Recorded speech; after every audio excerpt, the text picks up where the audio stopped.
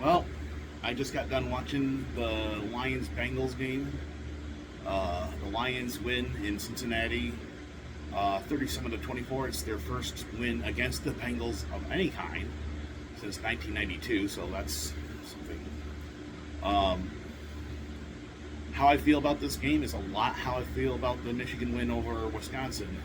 It was, I mean, they won, and but I feel like they still could have played better. You know, uh, at one point it was 28 to 3. You feel like okay, that's they put the game out of reach. But then the injuries on the secondary started piling up, and combine that with some lackluster effort. They let Cincinnati get back in the game. Browning threw two touchdown passes to Jamar Chase, and there was another one to T. Higgins.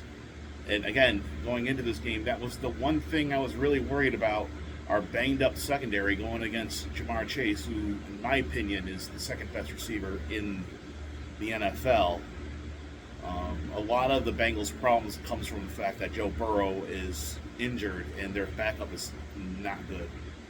Um, and we made Browning look pretty good with our injured secondary. I mean, they did get three interceptions. I'm not going to overblow it. They held them in check in the first half, and then they just let up in the second half. But the injuries are concerning. Um, DJ Reed was already injured. He was out coming into this game. Terrion Arnold got carted out. Rock Johnson, who was a backup, he got injured a little bit. I saw Brian Branch got dinged up a little bit, but I think he was able to return. But I feel like maybe I'm just overly concerned, but I feel like they need to play better because the Bengals are not a good team. This is a team that did not score a touchdown in 7 straight quarters, and then they score 3. But I don't know. They did what they had to do. The Lions win. They go to 4-1. The Vikings won earlier in the game in London, so they're 3-2. So they're still one game behind us. The Packers, of course, had the bye week, so they're still 1-1. And the Bears also had a bye week, so they're 2-2. So it's still early. There's a lot to play, but in a game where the Lions were favored by 10.5 on the road, I feel that the offense at times they were able to move the ball down the field, but then they were kind of lackluster. Oh yeah, Taylor Decker was ruled out before the start of the game, so I think there were some issues with the offensive line at certain points. And I feel like I'm being overly negative. They did win, and I'll take the win anytime. But I feel they're going to have to. I feel like they're going to have to play a lot better if they're going to be next week. They play Sunday night in Kansas City against the Chiefs, and they're going to have to play a lot better if they're going to win that game. Chiefs are playing a lot better now. They destroyed the Ravens last week. Although the Ravens, I'm not sure where they're at. They have a lot of injuries themselves. But either way, I'll take the win. And they go, like I said, they go to 4-1. Jared Goff was decent. He threw some good passes. I just think the offensive line kind of struggled with the injury to Taylor Decker. And the defense had some injuries. Again, this was a problem last year when they lost to the Washington Commanders. The injuries started piling up in that secondary, and they just couldn't stop anyone. So that is a concern for me. But moving on, they go to 4-1. They play in Kansas City next week. My player of the game, I don't think there's any question. If you watch this game, you would know. David Montgomery. He had a touchdown pass on a trick play, which I loved.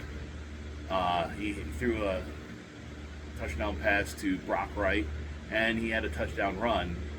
He only had like 60 or 70 yards, but I'll give him the player of the game just because of that, and because it's just so he was born in Cincinnati, and this is his first time playing in Cincinnati, and his sister, Kiki, she got in a car accident and she's paralyzed, so she got to see him play in person, and he scored a touchdown, and it was a touching moment. So I how can I not give him the game ball? So David Montgomery, you ran well, you played well, you get the game ball. And I hope I'm not, as far as the team's performance, maybe I'm being a little too critical. They did win, but knowing Dan Campbell, and I know how he thinks, he knows that this team could play better. He said the same thing last week with the win over Cleveland. There's a lot to clean up. Hopefully we can get some guys healthy, and we'll see what happens. But the Lions still in first in the NFC North. And I guess that's all I have. But congratulations, David Montgomery. That was a pretty cool moment. Oh, also the Lions got a safety in this game, which is interesting. There was a moment, and I still don't understand. Nothing was explained. And so if I ever find out, someone please let me know in the comments what that's about. The Lions sacked Browning in the end zone for a safety. And then, so the Bengals then, when you score safety, of course, you get a free kick from the 20. The Bengals decided to do a punt that went straight up, and it was fair caught at the, 30 or something.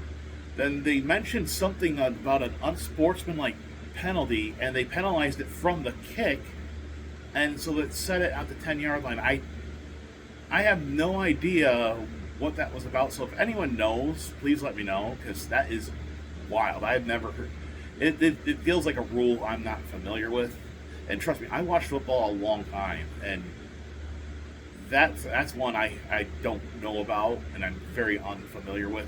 Whatever happened, was it that they didn't declare it was an onside kick and they were trying to trick an onside? I have no idea.